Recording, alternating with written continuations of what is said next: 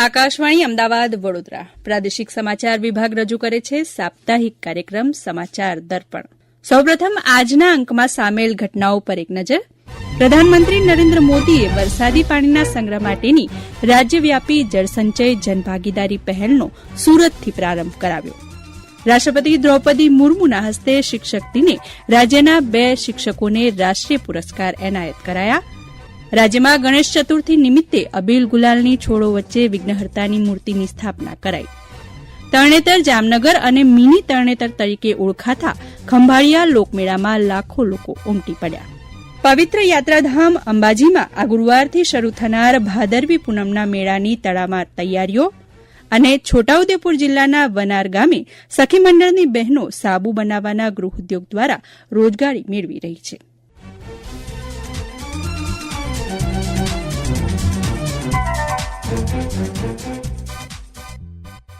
પ્રધાનમંત્રી નરેન્દ્ર મોદીએ વરસાદી પાણીના સંગ્રહ માટેની જળસંચય જનભાગીદારી પહેલનો ગત શુક્રવારે સુરતથી વર્ચ્યુઅલી પ્રારંભ કરાવ્યો. આ પ્રસંગે તેમણે કહ્યું હતું કે જળસંચય એ માત્ર નીતિ વિષયક મુદ્દો નથી, પણ સામાજિક જવાબદારી છે.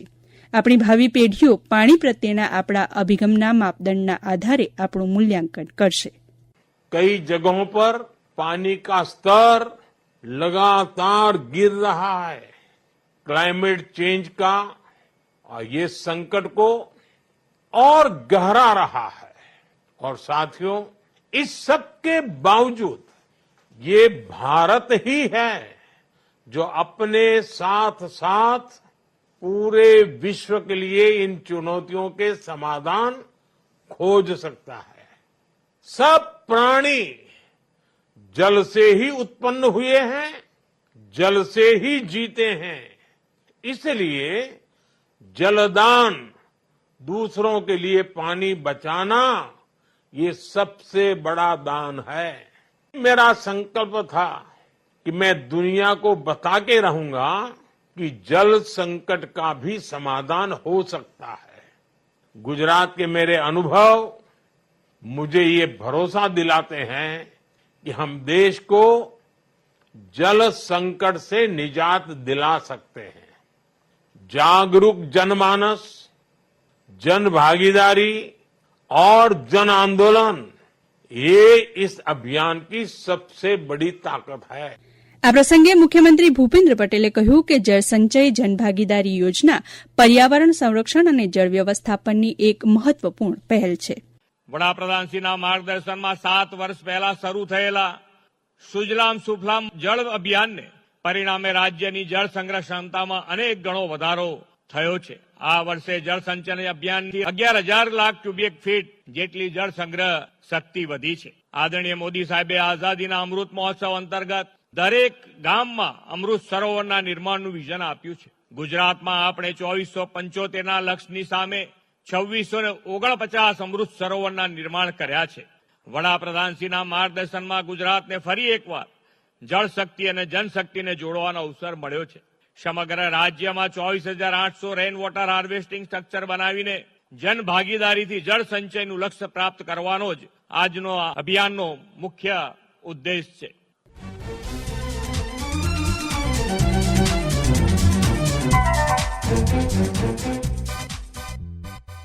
5મી સપ્ટેમ્બરે રાષ્ટ્રીય શિક્ષક દિવસ નિમિત્તે રાષ્ટ્રપતિ દ્રૌપદી મુર્મુએ નવી દિલ્હીમાં અમરેલીના ચંદ્રેશકુમાર બોરીસાગર અને આણંદના વિનય પટેલને રાષ્ટ્રીય શિક્ષક પુરસ્કાર એનાયત કર્યા હતા. અમરેલીના રાષ્ટ્રીય પુરસ્કાર વિજેતા શિક્ષક ચંદ્રેશકુમાર બોરીસાગરે બાઇક પર હરતી ફરતી શાળા બનાવીને ગીતોના માધ્યમથી શિક્ષણ કાર્ય માટે બાળકોને પ્રોત્સાહિત કર્યા હતા. આકાશવાણી સાથેની વાતચીતમાં ચંદ્રેશકુમાર બોરીસાગરે પોતાનો પ્રતિભાવ આ રીતે આપ્યો.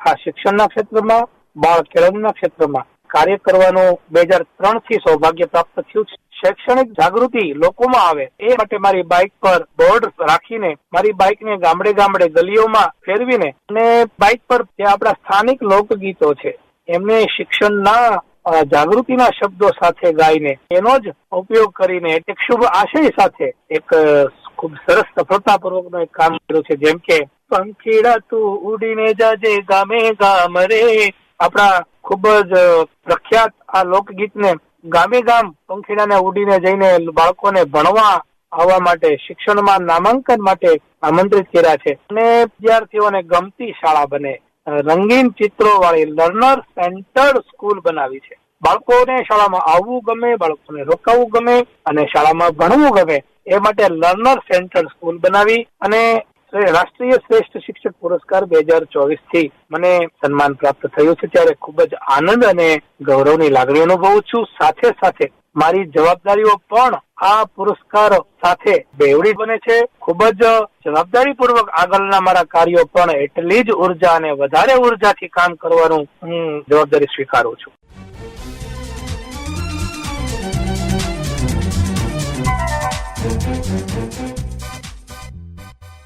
રાજ્યભરમાં ગણેશ ઉત્સવની ધાર્મિક આસ્થા અને હર્ષોલ્લાસ સાથે ઉજવણી કરવામાં આવી રહી છે.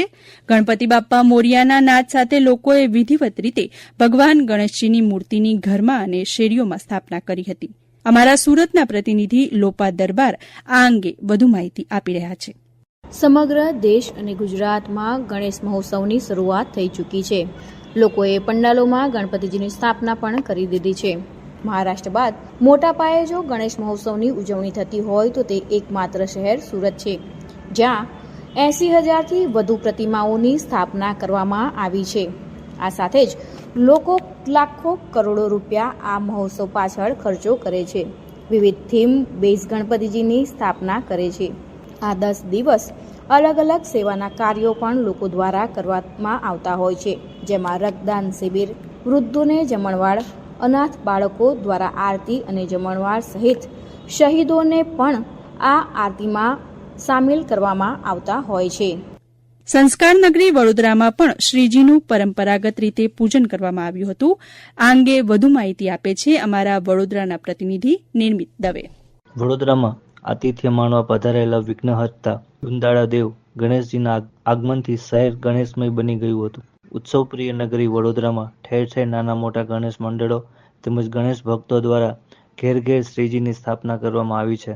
હાલ શહેરમાં ગણેશ ઉત્સવ ચાલી રહ્યો છે, જે અંતર્ગત શહેરના વિવિધ યુવક મંડળો દ્વારા વર્તમાન મુદ્દાઓને આવરી લેતી વિવિધ થીમ પર પંડાલોનું કલાત્મક ડેકોરેશન કરવામાં આવ્યું છે.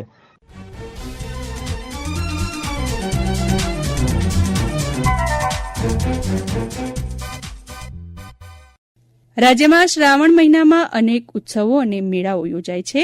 ખાસ કરીને સૌરાષ્ટ્રમાં લોકમેળાઓમાં મોટી સંખ્યામાં લોકો ઉમટી પડે છે. સુરેન્દ્રનગર જિલ્લાના થાનગઢ નજીક તરણેતર ગામે યોજાયેલ લોકમેળાનું રંગેચંગે સમાપન થયું છે. આ અંગે સાંભળીએ સુરેન્દ્રનગર જિલ્લાના પ્રતિનિધિનો અહેવાલ. દેશ વિદેશમાં જાણીતા અને લોક પરંપરાનો સમન્વય ધરાવતા ઝાલાવાડના ખૂબ પ્રસિદ્ધ તરણેતરના લોકમેળાનું સમાપન થયું છે. વિવિધ રમતોની સ્પર્ધા, પશુ પ્રદર્શન અને તેની સ્પર્ધા, ડાયરા, સાંસ્કૃતિક સ્પર્ધાઓ વગેરેના આયોજન સાથે તરણેતરના મેળાને લોકોએ મન ભરીને માણ્યો હતો. ખાસ કરીને ઋષિ પાંચમના દિવસે લાખો લોકો મેળામાં આવ્યા હતા. હજારો લોકોએ 52 ગજની ધજાના અને ત્રિનેત્રેશ્વર મહાદેવના દર્શન કરી કુંડમાં ગંગા સ્નાન કર્યું હતું. તંત્રના ટૂંકા ગાળાઓના આયોજન છતાં ક્યાંય ખામી જોવા મળી નહોતી. રાજ્યના વિવિધ વિભાગોના મંત્રીશ્રીઓએ ઉપસ્થિત રહીને સ્પર્ધકોને પ્રોત્સાહિત કર્યા હતા. એકંદરે તરણેતરનો મેળો નિર્વિઘ્ને પૂરો થયો હતો. સુરેન્દ્રનગરથી દિનેશ પરમાર. જામનગરના પ્રદર્શન મેદાન અને રંગમતી નાગમતી નદીના કિનારે યોજાયેલા લોકમેળા અંગે માહિતી આપે છે જામનગરના પ્રતિનિધિ જગત રાવલ. ગુજરાતમાં અને તેમાં પણ ખાસ કરીને સૌરાષ્ટ્રમાં શ્રાવણ માસના મેળાનું આગવું મહત્વ રહેલું છે. પરંપરાગત વર્ષોથી યોજાતા આ મેળામાં ગ્રામ્ય તેમજ શહેરી લોકો ભારે ઉત્સાહભેર ભાગ લે છે. જામનગરમાં પણ રાજાશાહી સમયથી પરંપરાગત રીતે યોજાતા મેળા પ્રતિવર્ષ માફક આ વર્ષે પણ યોજવામાં આવ્યા હતા. જામનગરના પ્રદર્શન ગ્રાઉન્ડના મેદાનમાં તેમજ રંગમતી નાગમતી નદીના કિનારે 2 જગ્યાએ મેળાનું આયોજન કરવામાં આવ્યું હતું. જામનગર મહાનગરપાલિકા દ્વારા આયોજન કરવામાં આવતા આ મેળામાં મોટી રાઇડ્સ, નાની રાઇડ્સ તેમજ ખાણીપીણીના સ્ટોલ, રમકડાના સ્ટોલ વગેરેએ અનેરું આકર્ષણ જમાવ્યું હતું. ભારે વરસાદને કારણે અમુક દિવસો સુધી બંધ રહેલો મેળો વરસાદ બાદ મહાનગરપાલિકાએ પ્રજાહિતમાં નિર્ણય લઈ મેળાને 11 તારીખ સુધી મુદત લંબાવવામાં આવી, જેને કારણે શહેરીજનોમાં પણ અનેરો ઉત્સાહ જોવા મળી રહ્યો હતો.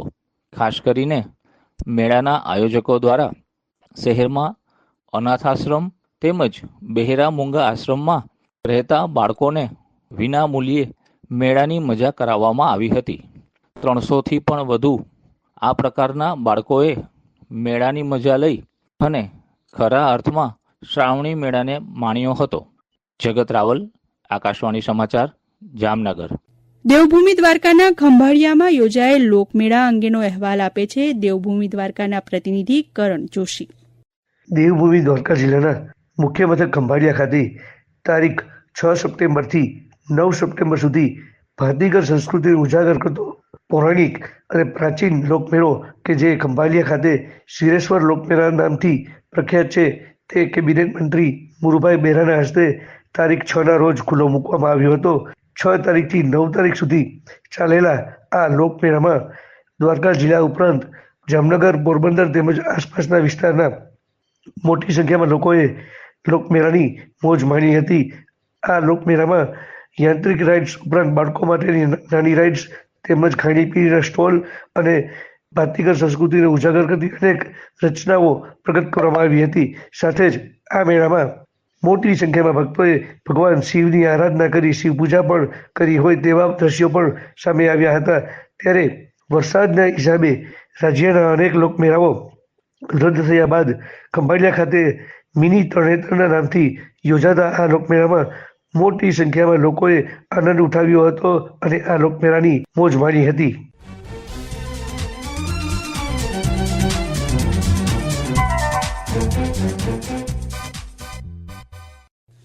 પવિત્ર યાત્રાધામ અંબાજીમાં ગુરુવારથી ભાદરવી પૂનમના મેળાની શરૂઆત થવાની છે. ત્યારે મેળાની તૈયારીઓને આખરી ઓપ આપવામાં આવી રહ્યો છે. માઈ ભક્તોને કોઈપણ જાતની અગવડ ન થાય તેવું આયોજન કરવામાં આવ્યું છે. બનાસકાંઠા જિલ્લા કલેક્ટર અને અંબાજી દેવસ્થાન ટ્રસ્ટના ચેરમેન મિહિર પટેલે આ આયોજન અંગે માહિતી આપી.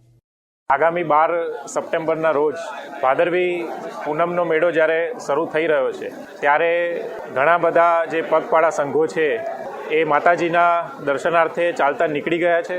ઘણા બધા સંઘો ચાલતા નીકળવા માટેની તૈયારી કરી રહ્યા છે. ઘણા સેવા કેમ્પો પણ સ્થપાઈ ગયા છે. ઘણા સેવા કેમ્પો ટૂંક સમયમાં શરૂ થવાની તૈયારીમાં છે. ત્યારે હું દેવસ્થાન ટ્રસ્ટ વતી અને જિલ્લા વહીવટી તંત્ર વતી સમગ્ર રાજ્ય, દેશ અને વિશ્વના ખૂણે ખૂણે રહેલા તમામ માઈ ભક્તોને આ જે ભાદરવી પૂનમના મેળામાં પધારવા માટેનું હાર્દિક નિમંત્રણ આપું છું. જિલ્લા વહીવટી તંત્ર બનાસકાંઠા વતી તથા પવિત્ર વિકાસધામ યાત્રા બોર્ડ તરફથી, જિલ્લા પોલીસ તંત્ર તરફથી જે પણ મેળામાં શ્રદ્ધાળુઓ આવવાના છે એમને કોઈ પણ જાતની તકલીફ ના પડે તેના માટેની તમામ ટીમો દ્વારા સમગ્ર તૈયારી કરવામાં આવી છે અને હાલમાં પણ તૈયારી પૂરજોશમાં ચાલી રહી છે.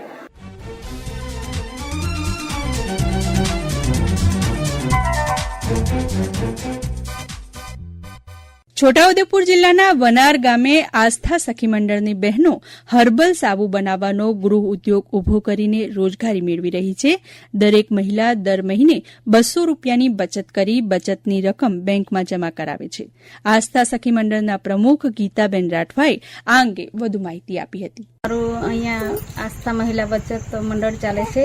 એમાં અમે 11 વર્ષથી 11 બહેનો મહિલા બચતમાં જોડાયેલા છે અને એમાં અમે 4 વર્ષથી હર્બલ સાબુ બનાવીએ છીએ. એમાં 7 પ્રકારના સાબુ બનાવીએ છીએ, જેવા કે લીમડા, કેસુડા, ગુલાબ, હળદર, મુલતાની માટી, કોફી એવા દરેક પ્રકારના હર્બલ સાબુ બનાવીએ છીએ. એમાં અમને સારી એવી રોજગારી મળી છે અને બહેનો પણ સાથ સહકાર આપે છે.